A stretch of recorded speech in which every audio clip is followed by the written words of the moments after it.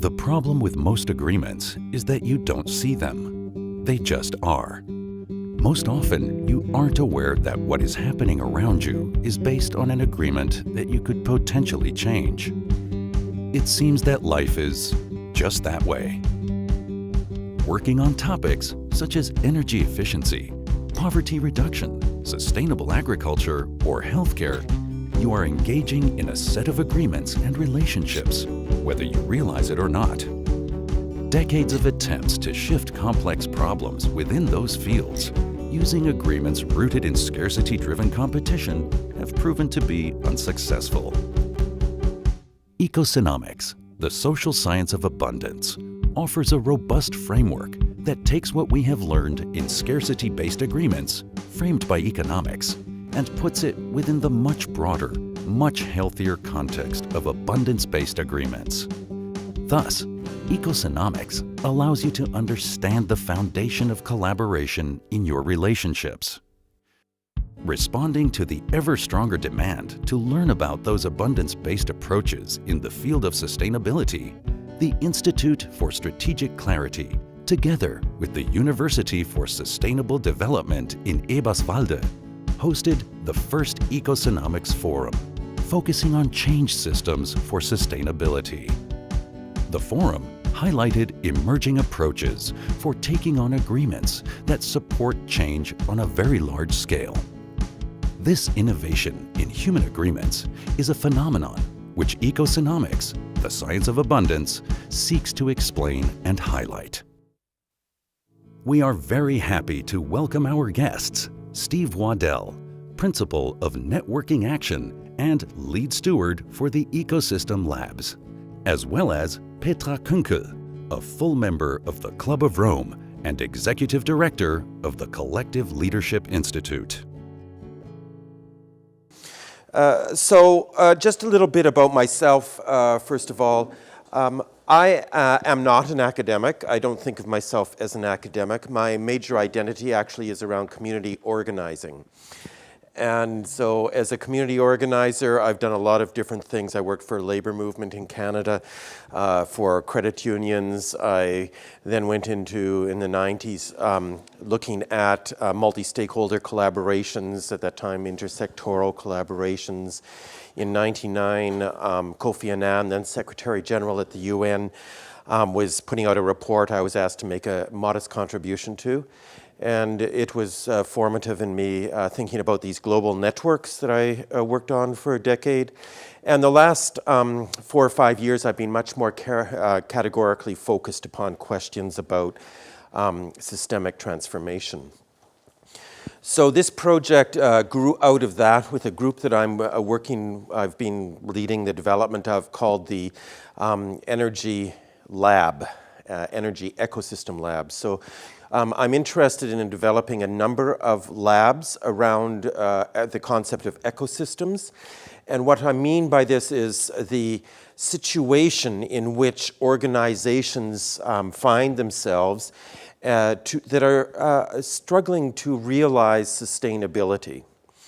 And why, how can we help this system from an ecosystem, thinking of ecosystems as organizations, what can we do to support the environment in which organizations find themselves to be much more supportive of moving towards sustainability? And we know there's lots of norms, there's lots of institutional rules, there's lots of institutional structures that are inhibiting that. So that's the big question we have. We've had this one project around energy, and I'm very interested, if you have any interest in these ideas and following it through. We are also talking with the International Sustainable Agriculture Program.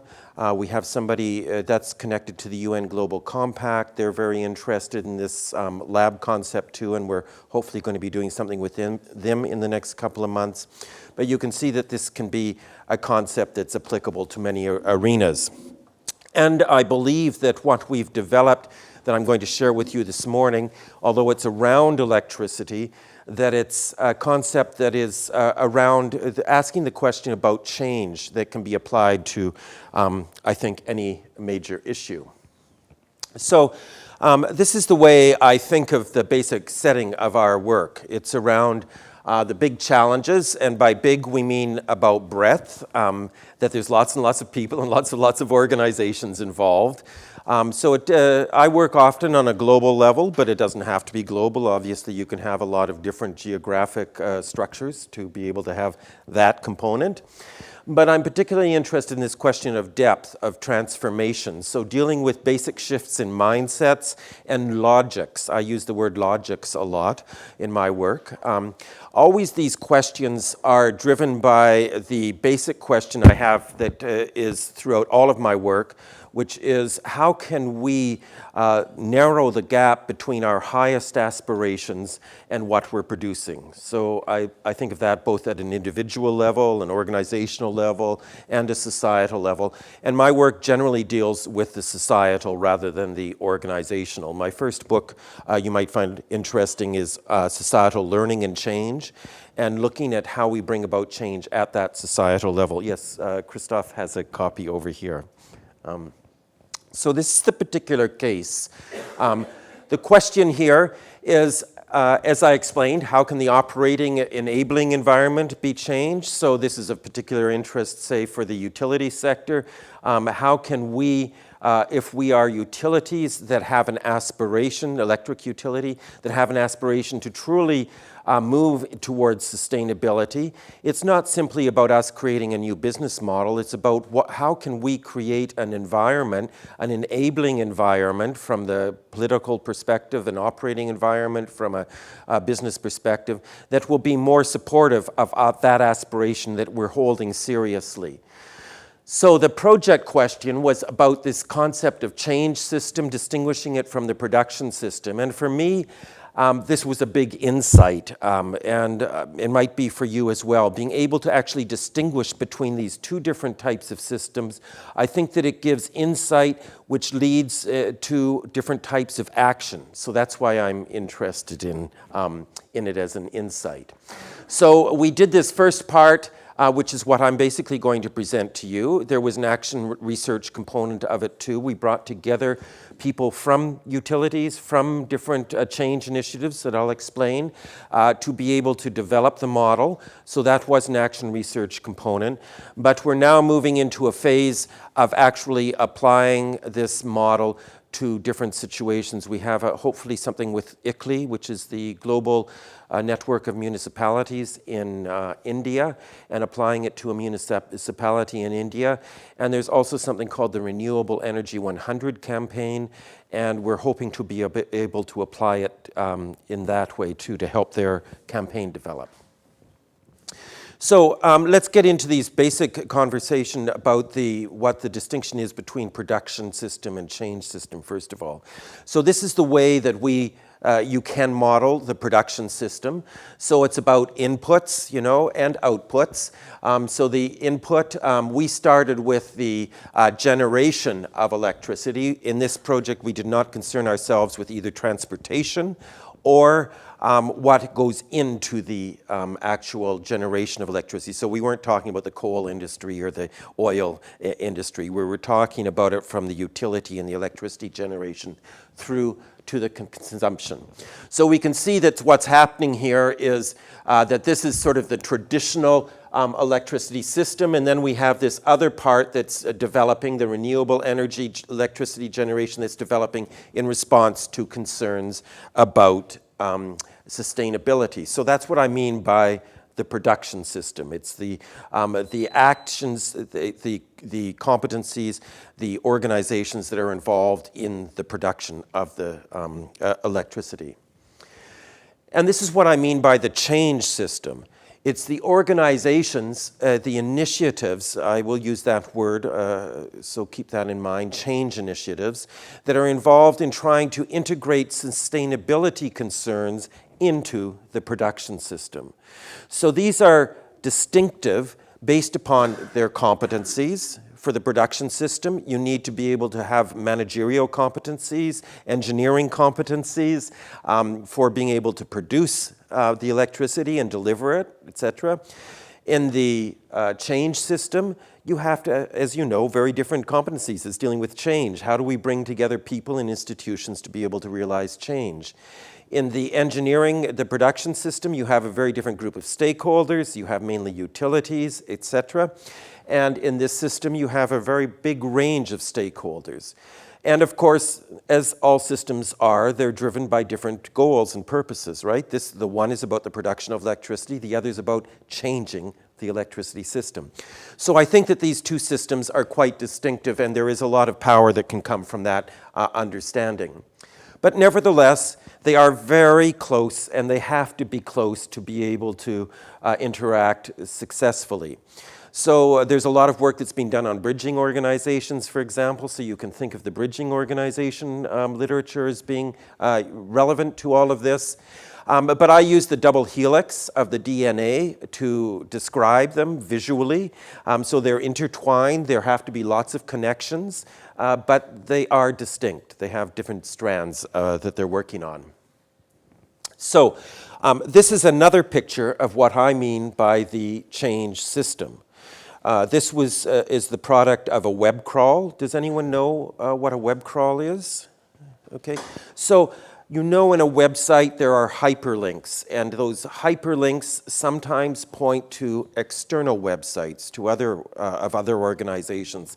So this is a methodology that maps the relationships, those hyperlinks that point to external organizations, and shows these relationships. Now you can't see them very well, but there are actually arrows going between these organizations, and that's why they appear on this map. So this is one way to visually present and map the change system for electricity. So you can see the mapping methodology actually, and this is all done by a program. It's not as though I'm determining where the location is of these different nodes, network nodes, but the program places those organizations which have the closest ties, and that means that they have the hyperlinks pointing to each other in distinct neighborhoods, if you want to think of it that way. So that's very interesting because it gives you an understanding of the natural structure of this change system, how they think of themselves. So you can see that there's a whole group of organizations up here that think of themselves as being focused upon changing market institutions and, you know, dealing with business models, dealing with finance, etc. So, for example, the United Nations Environmental Finance Organization, Shell, as a company is here, Ceres, you know, which is one of the major organizations for measuring corporate performance, is here. So this is the type of organization that's up here, the Carbon Disclosure Project, et cetera, those that are focused upon the behavior of organizations and markets. Over here you have the organizations that naturally come at the whole issue from a sustainability perspective, from an environmental sustainability perspective. So you have the Natural Resources Defense Coalition based in the US. You have SEI International, you know, the Stockholm Environmental Institute up here. Stockholm Resilience, et cetera, other ones you would probably recognize. This was I was quite interested in because I didn't expect it to show up, and there's enough organizations now that are focused upon the question of energy efficiency that it shows up as a discrete type of group of organizations. Super Efficient being one of them, CLASP, which is around setting standards for energy efficiency globally, etc. Down here you have what I call the governors. So that means the NGOs, et cetera, like the World Bank is down here, the UNEP is here, the UNFCCC is here. I should have mentioned at the beginning that our focus is on the global electricity change system. So that might sound like why, and in fact I have many people say to me, why are you focusing upon global? That seems, number one, it's not the most important because national is usually the one that's most important in terms of changing energy. Number two, why don't you have a bit lower aspirations about this and maybe think about something more local? And what I found over the years in my work is that it's, number one, it's an increasingly a global environment that is setting the framework for how change can occur. You know, global markets, globalization, global ideas, global technology, etc. So I've been continually frustrated at starting at too small of a level when that level is being continually influenced by higher levels of analysis. So number one, I'm naturally have led in the last 15 or so years to the global concept. Number two, it's a bit counterintuitive, but the global level is actually an easier, in some ways, level of analysis to look at because there aren't that many organizations. This web crawl methodology has two manifestations in terms of outputs. One is this type of map. A second is a list of the organizations and the websites. So there's, this map is accompanied by a list of 213 websites. This map doesn't have all of those websites on here, but you can get something that's manageable nevertheless. So our focus was on global from the perspective that the change initiative had to have a global orientation, so something working just at a national level was not part of our sample population. And number two, it had to be part of a network. So one organization, like one company, was not the focus of our sample, with the reasoning that one organization, no matter how big, is not going to have an influence really at the global level. Now that includes all of the UN agencies, for example. The UN agencies are network organizations, right? They're networks of governments. So it includes all of the UN agencies. It includes the World Business Council for Sustainable Development, and they have a big electricities program, and all of its members, therefore. So there is some way that almost any actor in the world that has any significant role will be part of one of these networks we looked at. So the Climate Action Network, for example, which is made up of NGOs from around the world working on climate change concerns. And just to explain the background there. So the governors, down here we have renewables. So these are the organizations that are particularly focused upon the development of renewable technology. Over here we have what I call the advocates. So we have climatenetwork.org, so the Climate Action Network that I just referred to. So it gives you sort of a feeling like, okay, this is it is manageable to talk about the global change sphere, and it actually has a structure. So this is what we wanted to get into more of. What is the structure of these types of change networks? So this is interesting in terms of issues, but it didn't lead me or our team to any particular insights about how we would change action or what the action would be that would come out of it. So then this is what we were particularly interested in from a systems point of view, is how to move from this current state where we have a lot of initiatives. You know, we're at a different stage of development today than we were in 1990. And yet we continue to act today as though it was 1990, in my humble opinion. We continue to start new initiatives, when the challenge is not so much about starting new initiatives, but how to get the ones that we've currently got working more effectively.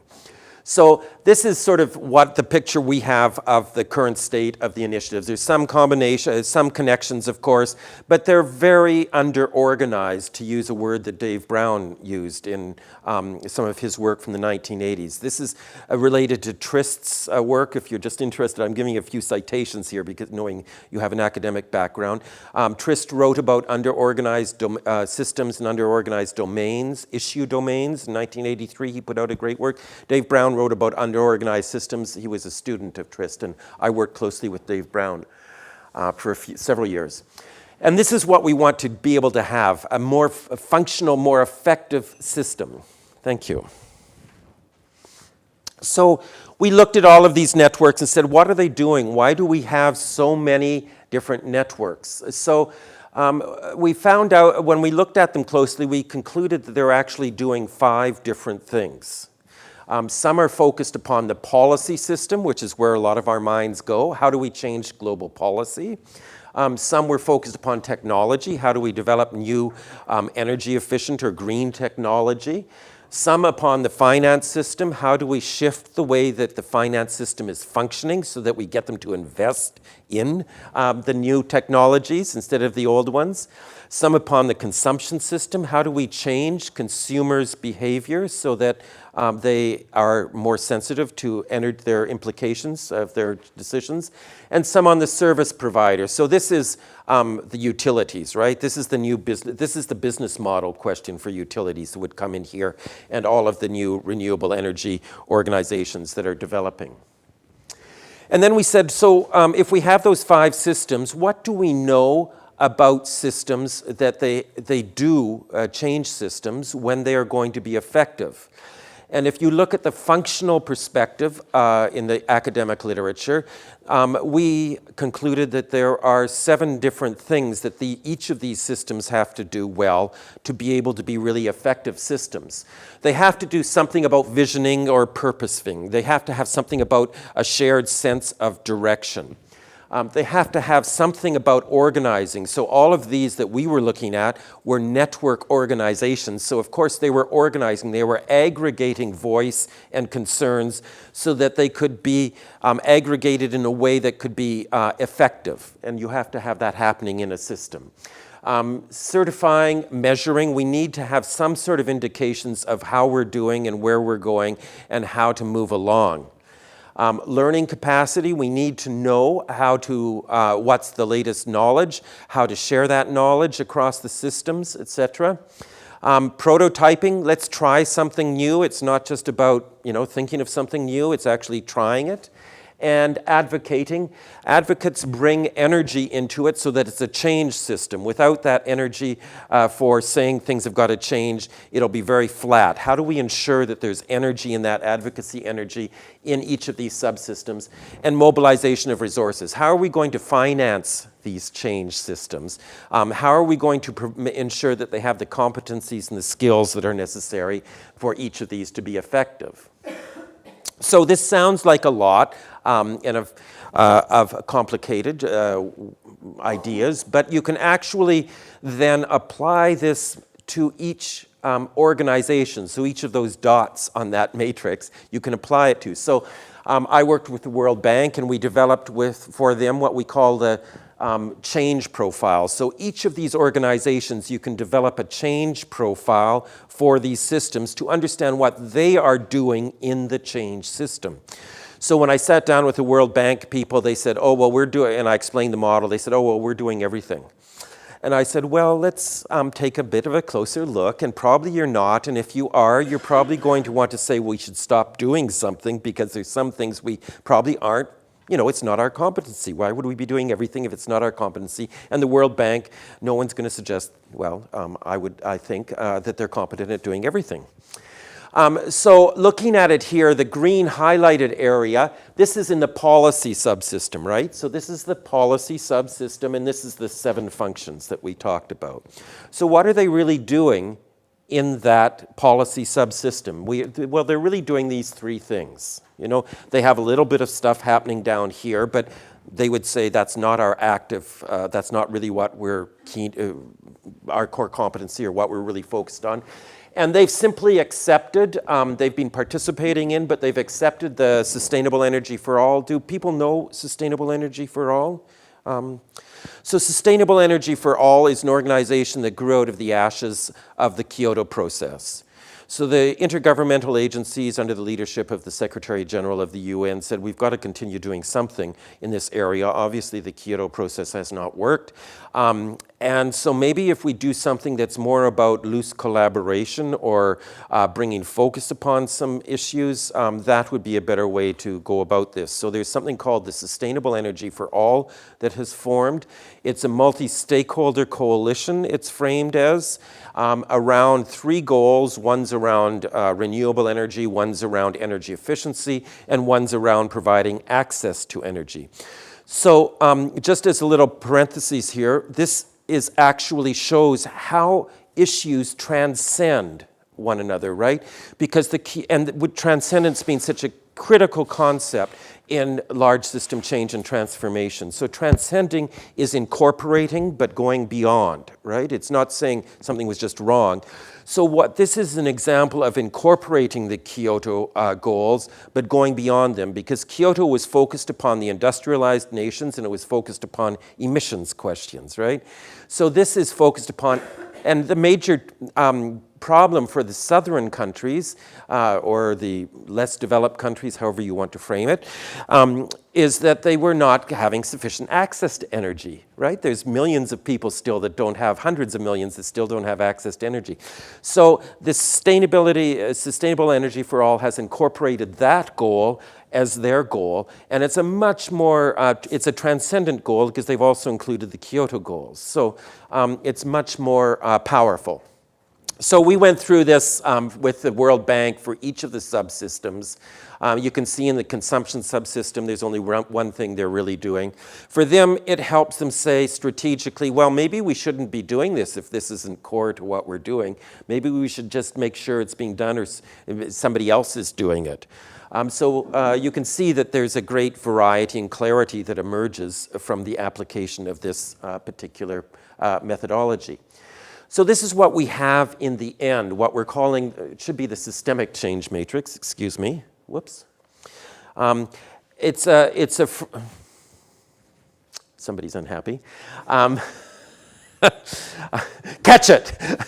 So it combines the 5 subsystems and the 7 functions. So it's quite a reasonable tool. So what we did was brought together people who were from change initiatives like the Carbon Disclosure Project, like ICLEI, this global network of local communities that are working on these issues. And we simply got them to put down on Post-it notes what are their names of their programs, and then come up on the wall and put their Post-it note on where they were actually, their program fit. Many programs were in more than one of these. There's no rule about you have to be in one box, you know. But then they stood back from it and they could see that there were some gaps. And so that raised conversation about, well, if we need some visioning to happen in consumption, who's doing that? Is there somebody doing that we don't know about? Or is there some way that we should be ensuring that's happening? They found that there was some overlap in what they were doing. There were 2 initiatives doing global renewable energy 100 campaigns, and they didn't know each other. I mean, that just seemed incredible to me. And so they started saying, well, let's get together then. So that type of thing arose out of it. There were synergies where people could see that, oh, you're doing that and I'm doing this, and if we work together, there would be a much more effective way of us being able to learn and share what we're doing. So it brought up this idea of coherence, how to realize coherence, which was that one show that I gave you, that one slide I showed you. So they also concluded that it could be used in a wide variety of ways of bringing up this question of coherence. You know, it can be applied at any level of analysis, so we're applying it at a local level. In a municipality, we're proposing in India. ICLEI said that they would like to apply it to their organization to get a better understanding of what they're doing and how it fit together and find out who else they should be working with, where their synergies were. By function, you can do the measurement function. You know, how is measuring happening across the system? And that's particularly important for the World Bank because it stepped forward and said, we're going to be the measurement hub for the world on this issue. By subsystem, so you could look at just the policy system. Is that an effective system that's emerging, or is there some gap in what's being emerging? Or by particular cell, you can look at measurement in the finance subsystem, for example. So there's lots of ways to apply this particular model. And there's a relatively easy methodology for this. What we are so this is where we are with it right now. It's not saying this is the only methodology, whatever. But having some sort of preparation about understanding what this matrix looks like with the audience you're convening. Then having a 2-day action planning meeting where there would be the participative analysis. You would be supported by, so the individuals in the meeting are not going to be the whole system, right? But they're going to but they can get up and do their piece. The background preparatory knowledge could be there for answering some questions for those that are not in the meeting. But identification of potential coherence, how can we act differently? Action plans coming out of that. Well, let's connect then, let's combine our resources, or let's figure out what to do to be able to fill that gap. And this might support an ongoing forum. So this has big implications for something like, I would suggest, C for All and the way we organize what I call global action networks. You could see that C for All could very easily organize itself around these 5 subsystems. And the goal, I want to stress, is not coordination. Right? These systems are way too big for coordination. Coordination's at a task level where there's a very clear, complicated goal that you're trying to achieve, but it's not appropriate for these types of complex issues. This is about coherence. And at the meetings, it's not about saying you've got to get together. It's about having the space and creating the meeting is the intervention for people to understand the systemic change system that they're collectively developing and to develop accountability for the health of that change system and the effectiveness of the change system as well as their own initiatives, own goals and aspirations, because today people are working in terms of their own organizational goals and their own change initiative. But they're doing it without a good understanding, generally speaking, or sufficiently good understanding of the change system to make the change system effective and have that as a key guiding force in their own initiatives work. So, thank you. Absolutely fantastic. Great. Despite there may be a bit of a time challenge, I just want to challenge you a little bit and just take 1 minute or two, turn to your neighbor and think about the following question. From your experience, when was collaboration with other people, could be personal, could be private, could be business, could be professional, could be at the university, when was it fun, invigorating, really like cool? Take 1 minute, turn to your neighbor, and then I'm going to ask you for just one sentence.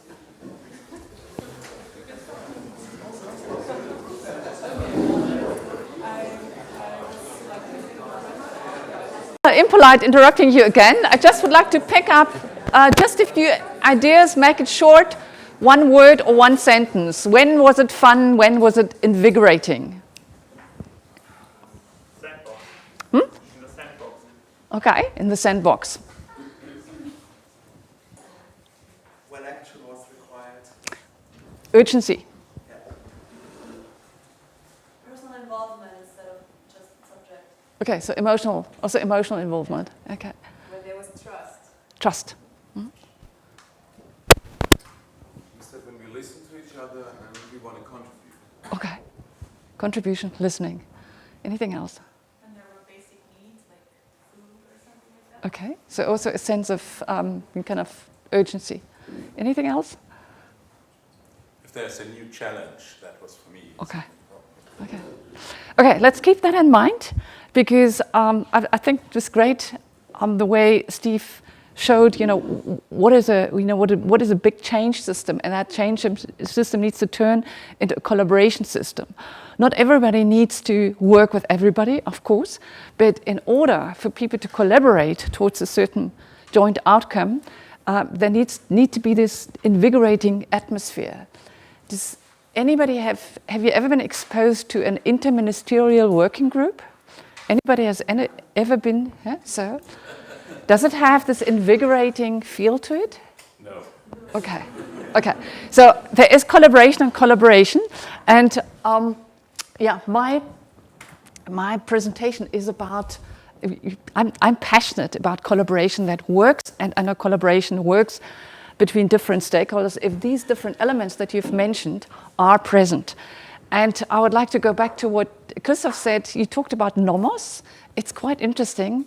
I didn't hear the word for, I think, 20 or 25 years. So it's quite interesting to hear it again.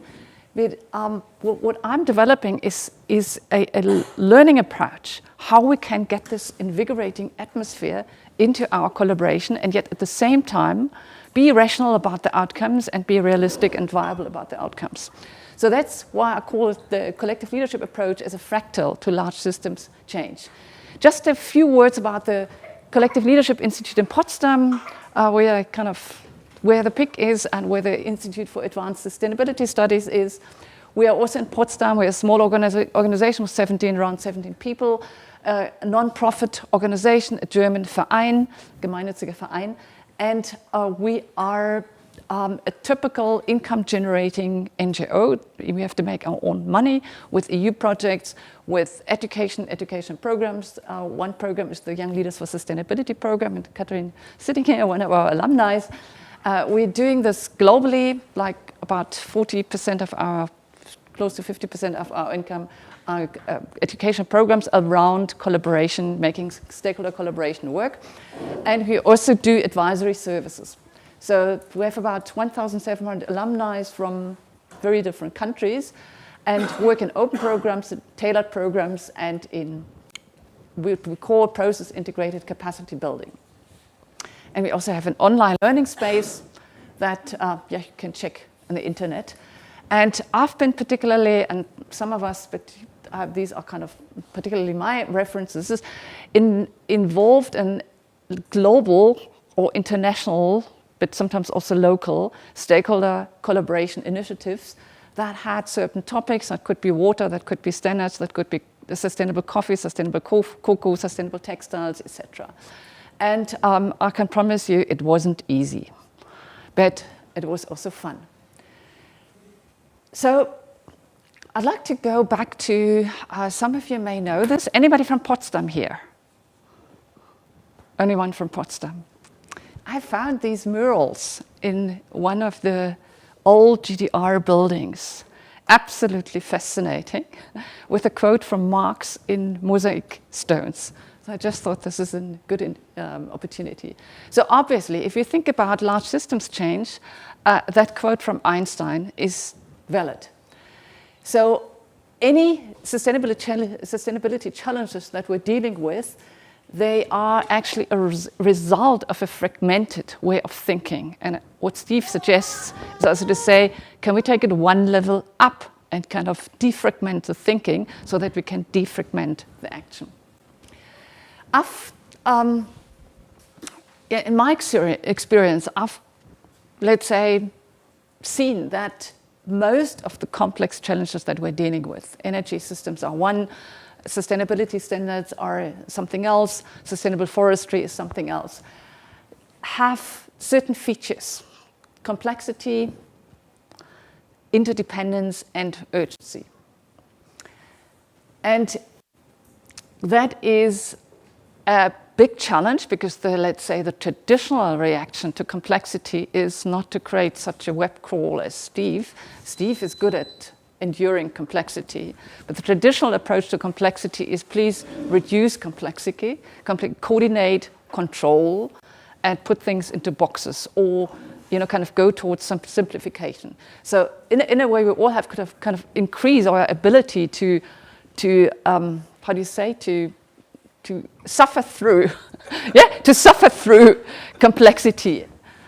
And so the answer to complexity is definitely not simplification, it is complexity. So we need a complex approach. There's just no way out. But can we kind of live with that complex approach?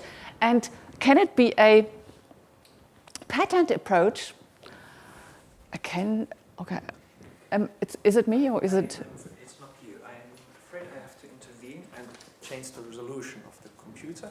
This will take half a minute. Okay, good. Okay, I'm just keep talking. So the answer to complexity is a patterned approach, and I think the web crawl that you that you showed was quite a good example of how we can avoid going into coordination, that's also what you said, but into seeing what are the patterns that are already available and look what are the patterns that work and what are the patterns that actually don't work, and then start it from there. The answer to interdependence, of course, is a networked approach.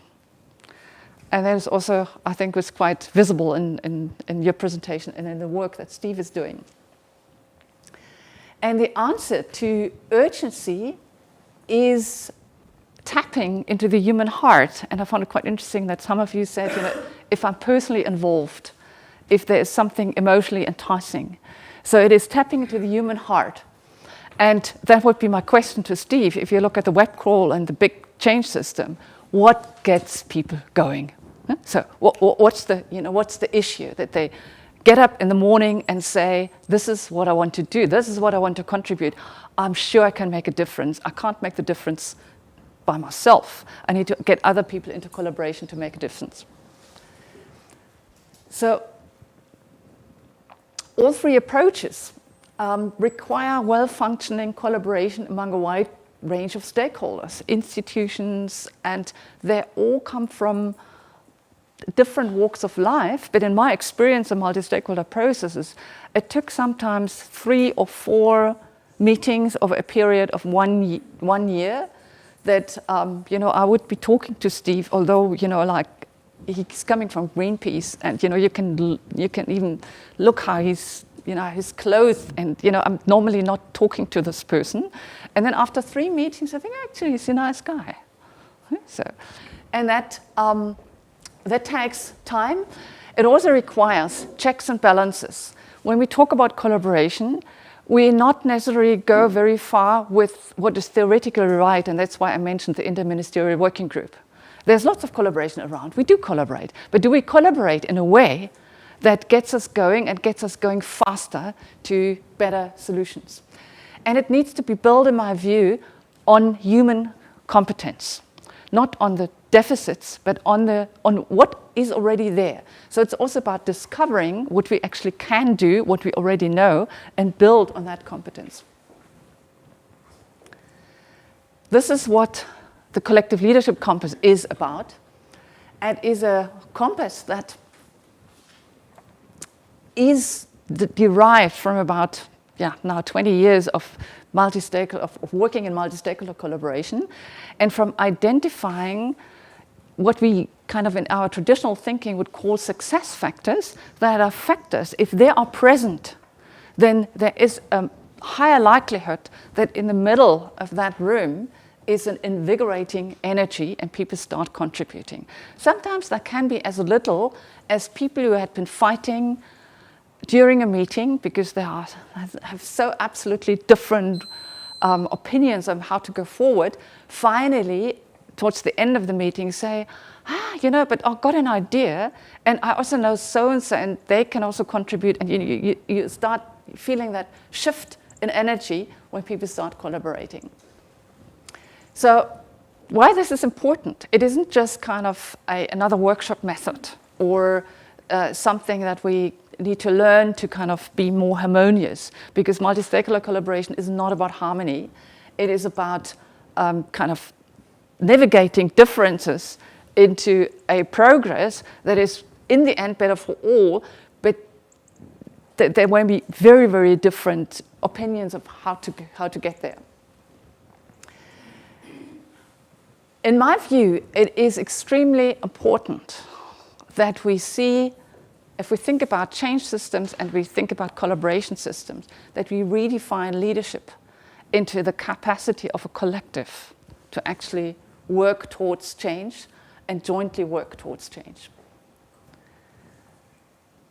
The collective leadership compass has 6 dimensions, and it is a diagnosis tool, it is a process methodology, and it focuses on invigorating and a kind of an invigorating effect on a group of people or a group of institutions, but institutions are made up of people, and there are always people involved. It is you can say, a fractal of the competence that actually needs to happen in a collaboration system. Are you familiar with the term fractal? more or less. A fractal, let me just kind of make it in a nutshell. A fractal is, self-similarity of systems. Probably you're familiar with that. So it means that if I create a good collaboration system between 5 people from 5 different organizations, it will have an effect of how the institutions will work with each other, and it will have an effect on how even other people who are not part of the 5 people will work together. So I can also say, if I want a large collaboration system like the change system you showed, if I want to help them work together in a different way, I can start with small fractals of better collaboration ecosystems in different places, and that will have an effect how the system will work together in the end. So I'd like to, there are derived from 20 years experience, but also from quite a bit of research in systems theory, complexity theory, quantum physics, living system theory, not forestry management, I must admit, but a lot of development cooperation and also leadership development, and cross-checked with the multi-stakeholder collaboration settings that I've been working in. It's clear that we need to attend to the joint presence of certain dimensions. And I'm just going to skip this. And we need to pay attention to the presence of all these 6 dimensions in order to get going. And this is just an example from one of our workshops where it is about developing from a fragmented, we call it a fragmented ecosystem where people do not collaborate, into a collaborative ecosystem. And it starts with who we are. The me stands for who are we to intervene into a certain system. It's about preparing for collaboration, formalizing collaboration, implementing and evaluating, and then scaling up. And in all these different phases, we need to attend to the 6 dimensions of the collective leadership compass. So it can be used for strengthening individual leadership competence, but also for a team, for an organization, for a collaboration system. But you could also look with the compass at a large systems change like the electricity change system, or we are currently working in Tunisia in water development, etc. And it is about invigorating, bringing in that invigorating energy and the higher level of self-organization. Just quickly going through the different dimensions. It is the 6 dimensions are future possibilities, engagement, innovation, humanity, collective intelligence, and wholeness. And if I stay there, then each of the dimensions has 3 aspects, and the 3 aspects have 3 descriptions. So there's quite a bit of possibility also to locate myself, because what future possibilities means on my individual leadership may be something entirely different what it means if I talk about an energy change system. So, but it is still the same principles of future, you called it visioning, the future possibilities must come in. Future orientation can be an attitude, but it can also be a very, very clear procedural process to turn towards the future. Empowerment can also be an attitude, a personal attitude, but it also has a kind of the aspect of self-organization and democratic processes. And decisiveness is important as an element of focus, but also of in large systems of monitoring. Engagement is something we talk about definitely when we talk about collaboration. It's about how to get people on board. There are systematic processes. We've developed one. I'm sure there are many others. They are also kind of known in the world. Connectivity is extremely important because that was an interesting element that you mentioned. The moment people came together and the fact that you created a space, you created a possibility for a connectivity that wasn't there before. And even if people had been searching the internet, probably they wouldn't have found each other. It is the extremely important success factor is collective action, I think that was mentioned here, if you get things done together, even if it's small, tiny things, then that gets people to collaborate further, because everybody wants to see results. We are, in a way, we thrive on achievement, even if it's small. But if the achievement is a joint achievement, it's just a much better feeling for most people. Innovation has the aspect of creativity. That the question is, how do we bring in a different quality of interaction in terms of bringing in new ideas that haven't been there before? Very difficult in interministerial working groups. And excellence shouldn't be underestimated, because it's about mastery. It's about also making sure, if I don't have the knowledge, do I need to bring somebody in who has a better knowledge on a certain issue? And agility refers to venturing into the unknown, to risk-taking, and to be able to learn from crises and actually turn crises into opportunities. Humanity is a broad term, and I was wondering, was it in the Young Leaders program? Somebody said, but actually humanity should be at the center. Yeah, that's right. Yes, and it is. I've developed it as one dimension. It's the basis. It is the basis in a way, yeah. So mindfulness is extremely important. It's, again, a personal issue, but it's also you can have awareness of who else is in the room and how they, or who else is in the change system and how they act. Balance is certainly underestimated in most of our work-life non-existing balances, maybe with you, but in my generation.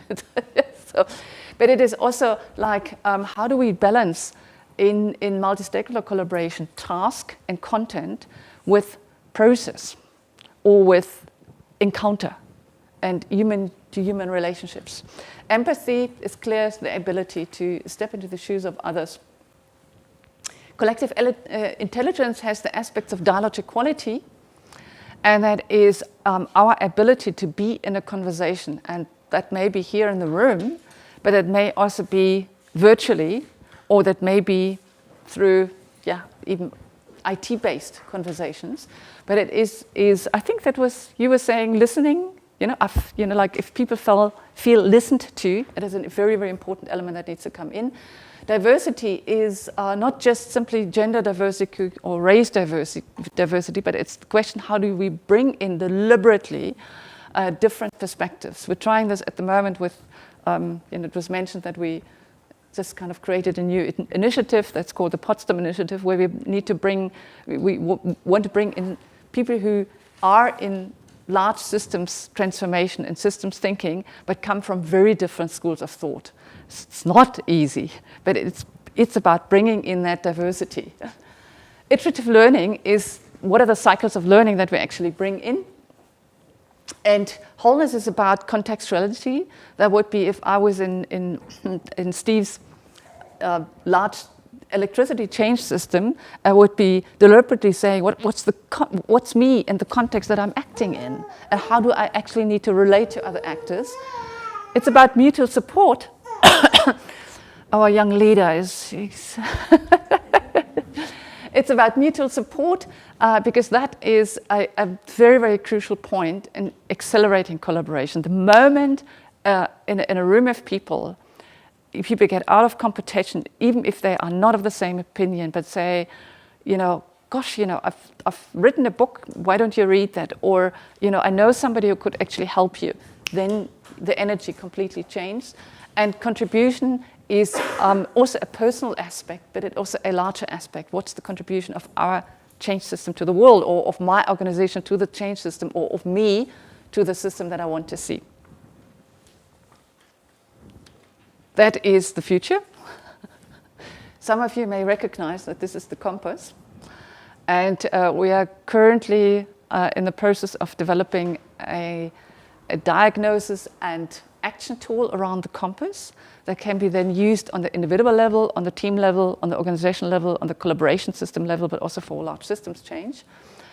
And I'm in a conversation with a few young IT architects in Berlin. So it is about developing apps so that you can also use that. You use kind of locate yourself in the compass and use it and create a community of people who would then say, okay, so what does mindfulness for you mean? And how did you go about process quality, etc. So that's the future. It's a framework that integrates all systemic levels of collaborative change. It's a patterned guiding structure. It's not prescriptive action. It's a pattern guiding structure that enhances self-organization. A tool that combines rational decision-making with intuitive sense-making. A dynamic model. If you start at future possibilities, it will have an effect on wholeness and humanity. And it is an appreciative approach because it always starts with what's already there, with the competences that are already there. Thank you.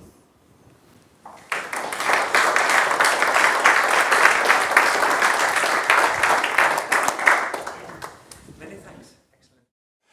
I think the main part is when we think about relationship is the idea of what is important in relationship.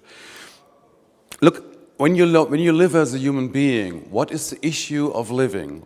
The issue is to survive. That's what we all do. We try to survive every day. If we're going together in relationship, the first thing is, how can I use the other person to survive better? If you fall in love, the idea is, if we both are together, we can survive better because we love each other. What we do, we create kids. Because kids help us to survive. The point is, if you are only in the surviving mode, there is very quick the question of conflicts. And conflicts mean that I will survive and you not, because I will overwhelm you. I will be better than you. So the thing is, you have to think all the time is, how can I create an environment not that I alone survive, so that I survive with somebody else. And this is only possible if I give up my being right, if I give up my thing of I'm the only one who knows what is right or wrong. No, I have no idea. The issue is, what is my purpose in my life? And my purpose in my life is to be together with somebody to contribute to the world, and that creates sustainability. I think it's important to achieve sustainability in collaboration, because you need the most impact you can get on this project, and for that it's important to have as many people involved and understand what you're doing as possible. For any project, for any action, collaboration and relationship is crucial, because this is where collaboration needs to happen in order to collectively achieve a shared goal. And that's why we think it's really important to create a shared understanding, a picture of what is going to be created and how relationships need to be during the action, so that the project can be successful and also people enjoy collaboration and can work together towards a shared goal. First of all, collaboration and good relationships are more fun, more efficiency and more success. Because we all deal our problems, and very often we don't know that the solutions are directly around us. And just if we go in relation and start speaking with our neighbor, we find something out what can be the direct solution to our problem. What I find a little bit different is the think big thing behind. That it's really about changing or bringing sustainability on a big field. And I got some new ideas how to go there if I really want to do a bigger change. So if I look to the things we heard today, the inputs, it was very inspiring to have this idea of collective leadership, you know, which is not the hierarchical stuff we always have.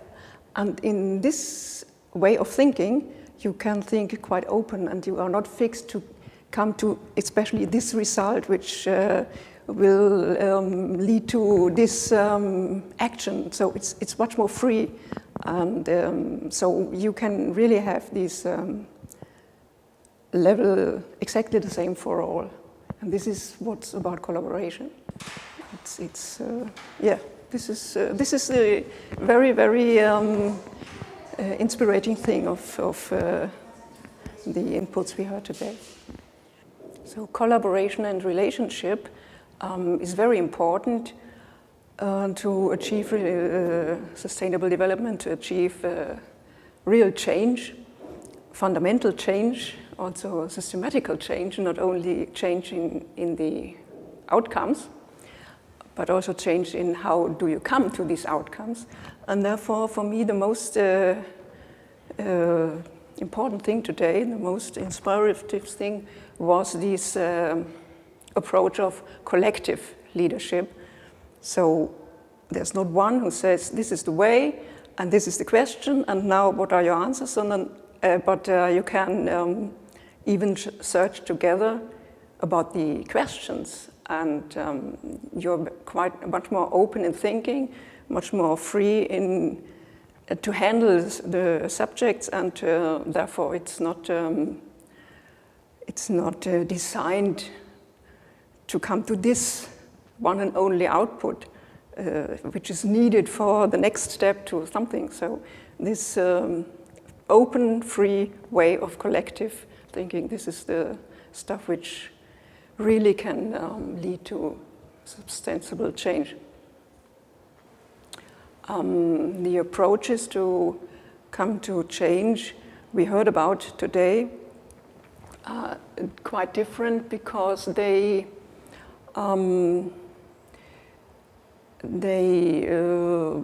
free in the process, and they just give some methods as a framework, but real as a big, wide framework where you can be flexible and spontaneous and react to things you wouldn't have assumed before. And this is quite associative, and much more dynamic is created in these approaches. So I think you can really have some visions which really are visions, not only extrapolations from right now. So what I found particularly interesting is that this today we were not focusing so much about on the outcomes that we expect, but more on the process. How do we get there, and how do we join our efforts, and how do we build coherence among all these different initiatives that are going on in different sectors and on different levels in different regions. And then secondly, how do we design such collaboration processes? What do we need to get people actually to collaborate constructively together, and which role do topics like trust and so on and so forth play in such processes? Well, the presented approaches, they are first of all, you gotta obviously understand why these presented approaches are building on a sustainable platform or a sustainable foundation. And I think what these methods or these concepts present is that you gotta really have sustainable emotional and psychological and cultural identity of yourself within a group, within a functioning group, so that you have actually the possibility to achieve harmonic vibrancy. This is what they say. And the sustainability part within this is obviously that it's going to consist of a long time and build up on. And basically achieve greater things and come towards the concepts of transformation of current established systems. That would be, I think, the main collaborational relationships is crucial for sustainability because it is the only way to go. That's the only thing that I can say. I mean, that's where we have to aim to. I mean, that's where we have to understand that we are one single species on this beautiful planet of ours, and that actually then obviously implies that we work together to share and to collaborate and communicate effectively to basically perform change and build upon what we know and basically, achieve some sort of a transcendency, so become beyond what we are today and be able to exist for a longer time on this beautiful planet. What we see here is what I would call a paradigm shift, because what we have had in the Sustainable Development Agenda is measurable outcomes at short notice, quantifiable, so that you can see you actually are making progress if you're already trying to deviate from the status quo development. And here it's much more focused on the individual, on something intangible, on relationships that are happening between people, learning, all that you can't really fit into the typical categories of measurement. And this is why it is a new approach and why it creates a bit of uncertainty, and yet for me the way to go. Sustainable development or sustainability has been a challenge that goes straight against what we had as typical development patterns. So it requires breaking open old structures, breaking open old path dependencies, which creates a lot of fear, which will create losers as much as winners, because many people lose under today's system. But all these processes of transformation create resistance and are challenging to people. And this is why relationships, cooperations are fundamental to make sure that we go through those transformation processes in a communicative, cordial, cooperative way to make them as little fearful and threatening and as best as possible for everyone involved. So why is the topic of relationships so important, the topic of collaboration so important for sustainability? We can see sustainability challenges as systems failure, and then many people do that. That's perfectly all right, because it's all about issues. However, it's human beings who actually drove systems to fail, and it's human beings who can make a change. So in the future of addressing sustainability challenges, it is about us being able to think together in a different way, to interact together in a different way, and to shift the way we co-create in a more conscious way. So that's why collaboration and relationship building and relationship management is not a side issue in sustainability and overcoming sustainability challenges, but it is at the core. Only if we become more aware of what we do, how we do it, how we interact, and how we actually can change the way we can make use of the human potential in thinking, in diversity, in knowledge diversity, in the way we act, etc. Only if we can make use of that potential, we actually have a chance to overcome sustainability challenges. When I think about sustainability, the essence of it is our relationship to others, and understanding we have a different relationship with the world than what we've been traditionally been having. So part of understanding and developing our understanding of relationships to the world is understanding our relationships to one another and how we impact each other by what we do, by what we're thinking about, how we act, what our desires are, etc. And we have to really explore those. And we explore those by coming together in collaborations and by exploring differences about different points of view, different values, different ways of acting, what our desires are, and deepening our understanding about the impact that my desires have upon others and about the world around us. So we really need that collective exploration process. A second concern is that we need the collective invention and intervention, because out of exploring what's possible and what our differences are, we suddenly start to understand new ways of organizing, new ways of being, new possibilities that we didn't understand before.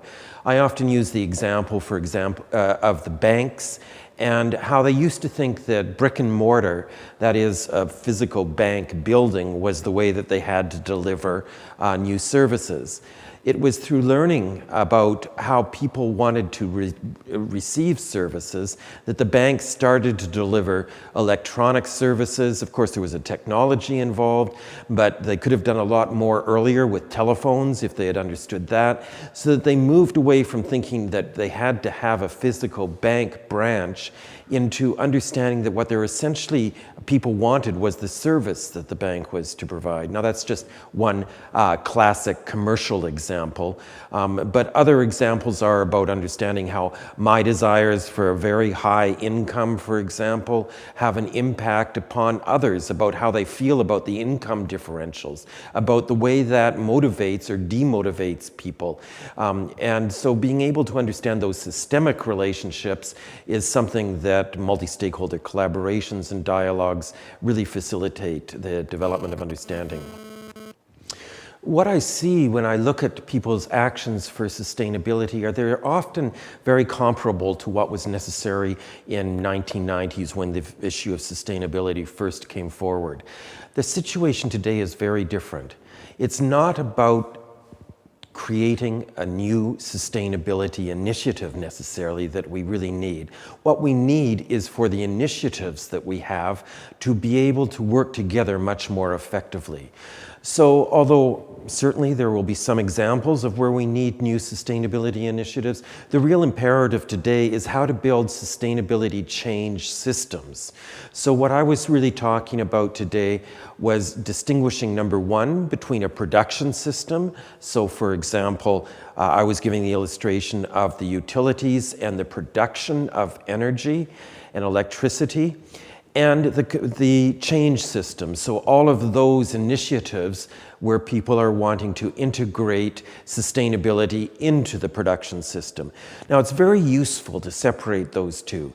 And they're separable based upon what their goals are. One is about producing electricity, one's about integrating sustainability, about what the competencies are, one's about managing and production and engineering sciences for producing electricity, one's about change science, change process for integrating, how to integrate sustainability into the system. One is about stakeholders who are generally engineers, managers. Another is about stakeholders who are communities, governments, multi-stakeholders, consumers, etc. So they're very different systems and they should be approached differently. So what I was talking today is about how to develop a very effective change system by bringing together these many initiatives that we have. For example, the World Business Council for Sustainable Development has an electricity initiative to be able to change the electricity utilities practice. The World Economic Council or Energy Council, the World Energy Council has a series of programs about educating, about providing, sharing information across stakeholder lines. The Climate Action Network is an example of a change initiative which is focused upon integrating concerns from NGOs' perspectives into the climate or into the energy production system. So it's about how they're working together to create synergies, to be able to address gaps. Is there a collective vision? Is there sufficient measurement being done? Is there financing for these change processes? Are there sufficient prototypes? Do we really know what the new system can look like? So filling in those gaps in what we need to create an effective change system and bringing about coherence between current activities. So also developing synergies and trying to reduce some of the unnecessary duplication so that we can be much more effective in our change efforts that already exist. In my work as an ecosynomist, I often observe that people talk about collaboration. I observe this in countries like South Africa, Turkey, Germany, on topics like social sustainability, food sustainability, sustainability in cities, etc. And what I often observe is that the projects or the people in those projects, we often only talk about collaboration because we need to talk about it. We need to embrace this concept to get money. But often if you look deep into the project, you often see that's an empty phrase because it's just, it's en vogue, it's important to do that, but people and organizations do not often have the skills and the value set to be able to really do collaboration. Often I come, yeah, we do collaboration. So do you think it's important to listen to your fellow mate of this other organization? Well, I don't think so because I think I'm right. And this is what we often observe when we talk about collaboration, when we look into collaboration, and therefore it's really crucial that we look at what is needed to really step into human collaboration to tackle challenges like sustainability. I think what we heard today, very different approaches to what's out there on sustainability. Because what we often observe in sustainability issues, it's this one stakeholder or this one interest group blaming the other. It's your fault that the water is dirty. It's your fault that the trash is not biodegradable. And I can't do anything about that. So it's always blaming the others and saying, I can't do anything. And so what we heard today is so interesting because we start, well, let's start from the assumption that you are right and I'm right, and let's find a shared purpose. Let's try to find a shared understanding and create a bigger system of change. And by overcoming the attitude of pointing at the other, but by embracing the attitude of doing something together. And this was, in my understanding, very nicely expressed in the approaches of change systems from Steve Waddell, as well as in the leadership compass for sustainability from Petra Kunkel, like the inner attitude as well as the competencies. What impressed me today especially is that we were able to talk about global change and change management on a meta level. We were able to take examples from different fields of global change and think what are the patterns that enable mobilizing people, bringing people together to move towards a sustainability transition. And I think this meta-discussion and reflecting about what is actually happening among different actors and groups of actors, that's highly interesting, and we will definitely continue on this, discussion. In my view, collaboration is key to solve sustainability challenges like the climate problem, getting ahead in the energy transition. I think that we need to bring together very diverse actors and to get them collaborate in a meaningful sense. And this is not necessarily a new insight. We have been trying to do this since many years, but maybe with the raising attention at issues like climate change, there is time where people really sincerely get involved in the collaboratively thinking about solutions. And I'm optimistic about that we will achieve good results in the coming years.